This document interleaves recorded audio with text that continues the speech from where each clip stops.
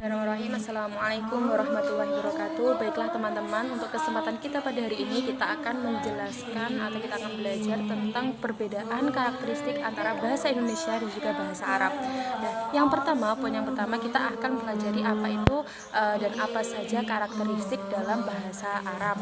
Selanjutnya akan dilanjutkan oleh penjelasan tentang karakteristik bahasa Indonesia. Yang pertama yaitu karakteristik bahasa Arab. Nah, bahasa Arab ini memiliki karakteristik atau ciri-ciri khas. Nah, karakteristik dalam bahasa Arab ini ada, kalau kita secara gamblangnya, secara umumnya kita bisa melihat bahwasanya dalam bahasa Arab itu terdiri dari huruf hijaiyah. Yang mana huruf hijaiyah itu ada 28 dan juga bentuknya itu bahasa Arab ditulis dari kanan ke kiri. Itu adalah salah satu perbedaan atau karakteristik yang paling bisa kita lihat. Selanjutnya karakteristik itu dalam bahasa Arab khususnya itu dibagi menjadi dua, yaitu karakteristik yang bersifat universal dan yang kedua yaitu karakteristik yang bersifat unik.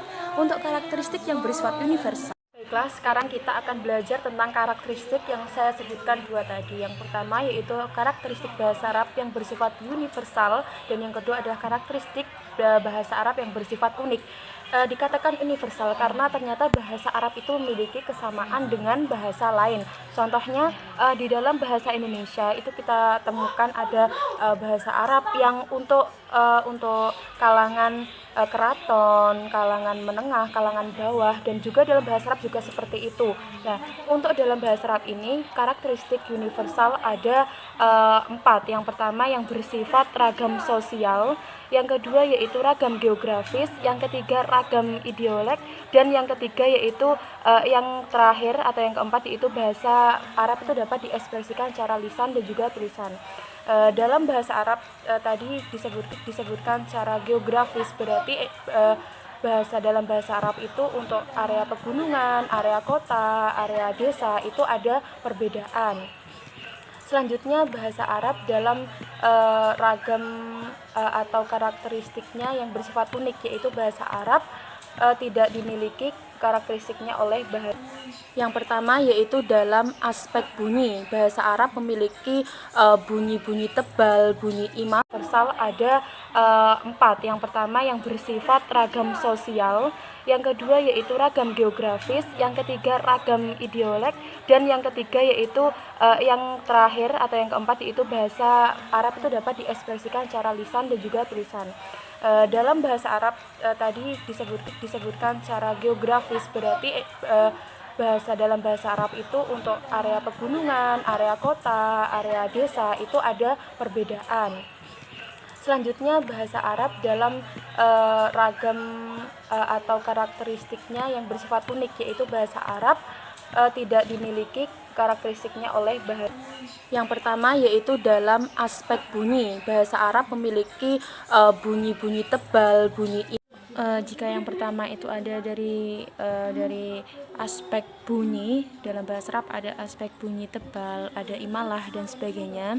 Yang kedua yaitu dari segi kosakata. Kosakata dalam bahasa Arab itu ada akarnya, terus nanti akan diubah menjadi fiil lain. Itu dalam tata bahasa sorof ya. Itu nggak ada dalam bahasa Indonesia ataupun yang lainnya. Selanjutnya dari struktur kalimat di dalam bahasa Arab kita temui i'rab. Ya, i'rab itu seperti kapan dia dibaca fathah, kapan dia dibaca kasroh, kapan dia harus menghilangkan non, dan kapan dia harus menghilangkan ya dan sebagainya. Terus yang terakhir yaitu dari aspek huruf. Nah, aspek huruf ini satu huruf itu kadang bisa berupa beberapa, jika diterjemah ya, bisa beberapa huruf dalam bahasa Indonesia ataupun bahasa lain. Bismillahirrahmanirrahim. Baik, di sini saya akan mempresentasikan karakteristik bahasa Indonesia. Yang pertama yaitu kosakata.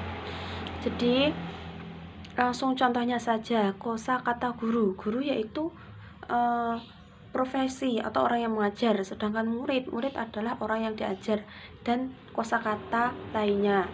Yang kedua yaitu aspek tata bahasa. Aspek tata bahasa di sini itu mencakup penggunaan kata dasar, imbuhan kata, kata pengulangan, dan penggabungan kata.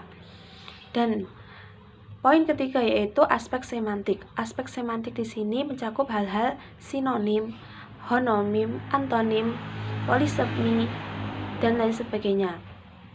Dan yang keempat yaitu singkatan dan lambang. Jadi singkatan dan lambang ialah bentuk istilah atau tulisannya dipendekkan menurut 3 cara sebagai berikut. Yang pertama yaitu istilah yang bentuk tulisannya terdiri atas 1 huruf atau lebih, tetapi yang bentuk lisannya sesuai dengan bentuk istilah lengkapnya. Contoh, cm yang dilisankan yaitu cm, sedangkan L yang dilisankan adalah liter dan lain sebagainya. Dan yang ketiga yaitu istilah yang bentuk tulisannya terdiri atas 1 huruf atau lebih yang lazim dilisankan huruf demi huruf. Contoh, PLTA. PLTA jika diucapkan yaitu pembangkit listrik tenaga air. Dan yang ketiga yaitu istilah yang dibentuk dengan menanggalkan sebagian unsurnya. Contoh, harian. Harian ini berasal dari surat kabar harian, dan sedangkan lab yang berasal dari laboratorium dan sebagainya.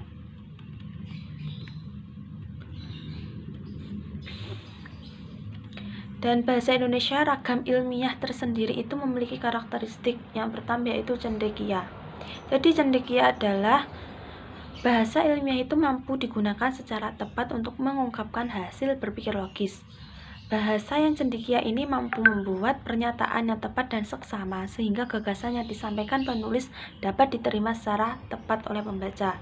Yang kedua yaitu lugas dan jelas. Dimaknai bahwa bahasa Indonesia mampu menyampaikan gagasan ilmiah secara jelas dan tepat. Jadi gagasan ini itu harus dipahami apabila dituangkan dalam bahasa yang jelas, dan hubungan antara gagasan yang satu dengan yang lain itu juga jelas. Kalimat yang tidak jelas itu umumnya akan muncul pada kalimat yang sangat panjang. Yang ketiga yaitu menghindari kalimat fragmentasi. Fragmentasi yaitu kalimat yang belum sesuai atau kalimat terjadi karena adanya keinginan penulis menggunakan gagasan dan beberapa kalimat tanpa menyadari kesatuan gagasan yang diungkapkan. Yang berikutnya yaitu bertolak dari gagasan. Jadi bahasa ilmiah digunakan sebagai orientasi gagasan. Bahasa Indonesia ragam ilmiah ini mempunyai sifat bertolak dari gagasan. Artinya penonjolan diadakan pada gagasan atau yang diungkapkan dan tidak pada penulis. Implikasinya kalimat-kalimat yang digunakan didominasi oleh kalimat pasif, sehingga kalimat aktif dengan penulis sebagai pelaku perlu dihindari. Dan yang kelima yaitu formal. Jadi bahasa yang digunakan itu bahasa formal atau bahasa yang resmi. Jadi ciri formal bahasa tulis ilmiah juga tampak pada bentukan kata ya. Bentukan kata formal adalah bentukan kata yang lengkap dan utuh sesuai dengan aturan pembentukan kata dalam bahasa Indonesia. Dan yang keenam yaitu objektif. Bahasa ilmiah bersifat objektif. Untuk itu, upaya yang dapat ditempuh sebagai menempatkan gagasan sebagai pangkal tolak pengembangan kalimat dan menggunakan kata dan struktur kalimat yang mampu menyampaikan gagasan secara objektif. Jadi, sifat objektif ini diwujudkan dalam penggunaan kata. Kata-kata yang menunjukkan sifat subjektif tidak digunakan. Jadi, yang digunakan yaitu objektif, bukan subjektif. Yang ketujuh yaitu ringkas dan padat. Dan yang kedelapan yaitu konsisten. Maksudnya konsisten di sini yaitu unsur bahasa dan ejaan dalam bahasa tulis ilmiah digunakan secara konsisten. Sekali sebuah unsur bahasa, tanda baca, tanda-tanda lainnya, dan istilah digunakan sesuai dengan kaidah. Itu semua selanjutnya digunakan secara konsisten. Sebagai contoh, kata tugas untuk digunakan untuk mengantarkan tujuan, dan kata tugas bagi mengantarkan objek. Selain itu, apabila pada bagian awal uraian telah terdapat singkatan SMP sekolah menengah pertama, pada uraian selanjutnya digunakan singkatan SMP tersebut.